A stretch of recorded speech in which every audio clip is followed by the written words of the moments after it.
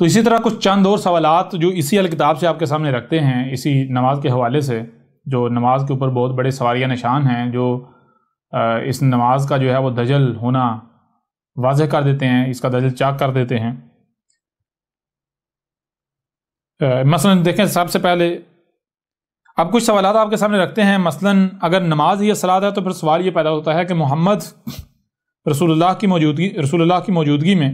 لاکھوں مربع کلومیٹر رقبہ فتح ہو گیا، جس میں یثرب و مکہ سے سینکڑوں کلومیٹر دور نجد بھی واقع ہے۔ تو نمازیں پڑھنے کے لیے محمد نے کہاں کہاں اور کتنے مساجد کے نام پر نماز خانے تعمیر کی ہے؟ نماز کو صلاۃ قرار دینے والے خود کہتے ہیں اور دعویٰ کرتے ہیں کہ محمد نے خود صرف اور صرف ایک ہی مسجد یثرب میں تعمیر کی، جسے مسجد احمد کہا جاتا ہے۔ اس کے علاوہ ایک اور مسجد تعمیر کی گئی، لیکن اس کی تعمیر منافقین نے کی، جسے گرا دیا گیا، جسے مسجد ضرار کہا گیا۔ اس کے علاوہ کچھ کا کہنا ہے کہ محمد کی موجودگی میں مجموعی طور پر 3 مساجد موجود تھیں، ایک مسجد الحرام، دوسری مسجد احمد یعنی مسجد نبوی، اور تیسری مسجد قباء۔ لیکن حقیقت تو یہ ہے کہ 2 ہی مساجد تھیں، ایک مسجد الحرام اور دوسری محمد رسول اللہ کی مسجد، اس کے علاوہ تیسری کوئی مسجد نہیں تھی۔ اب جب کہ یہ بات ثابت ہو چکی کہ محمد کی موجودگی میں نہ صرف لاکھوں مربع کلومیٹر کا رقبہ فتح ہو چکا تھا بلکہ صرف اور صرف 2 ہی مساجد تھی، تو پھر سوال یہ پیدا ہوتا ہے کہ اگر نماز یہ صلاۃ ہے، یعنی اگر صلاۃ نماز ہے،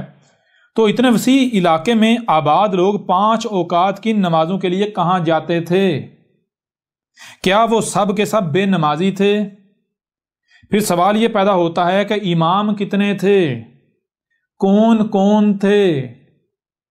پھر سوال یہ پیدا ہوتا ہے کہ محمد نے اپنی مسجد یثرب میں تعمیر کی، اگر محمد رسول اللہ نمازیں پڑھتے تھے تو اس کا مطلب کہ وہ اپنی مسجد میں امامت کراتے تھے، لیکن جب وہ مکہ فتح کرنے کے لیے گئے تو پیچھے مسجد نبی میں امام کون تھا؟ کون اذانیں دیتا اور کون نمازیں پڑھاتا تھا؟ پھر مکہ فتح کرنے کے بعد جب واپس یثرب آ گئے تو پھر سوال یہ پیدا ہوتا ہے کہ مسجد الحرام میں امام کون تھا؟ مسجد الحرام میں اذانیں کون دیتا تھا اور امامت کون کراتا تھا؟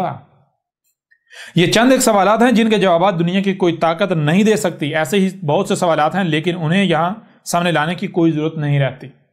کیونکہ اگر تو ان کے جوابات ہوں تو ان کو یہاں بیان کرنے کی ضرورت پیش آتی ہے، اور جب ان سوالات کے ہی کوئی جوابات نہیں تو ظاہر ہے ان مزید سوالات کی یہاں بیان کرنے کی کوئی ضرورت ہی نہیں رہتی۔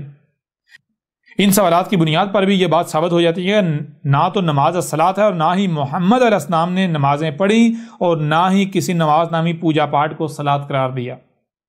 یوں ان سوالات کی بنیاد پر بھی نماز نامی پوجا پاٹ کی حقیقت کھل کر واضح ہو جاتی ہے کہ نماز الصلاۃ کے نام پر ہی الصلاۃ سے غافل کرنے کے لیے دیا جانے والا ایک عظیم دھوکہ ہے، جس کی وجہ سے آج پوری دنیا کی حالت یہ ہو چکی ہے کہ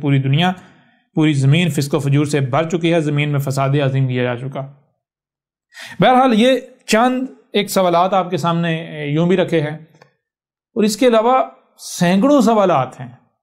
ایسے سوالات ہیں کہ جو دہلا کر رکھ دیتے ہیں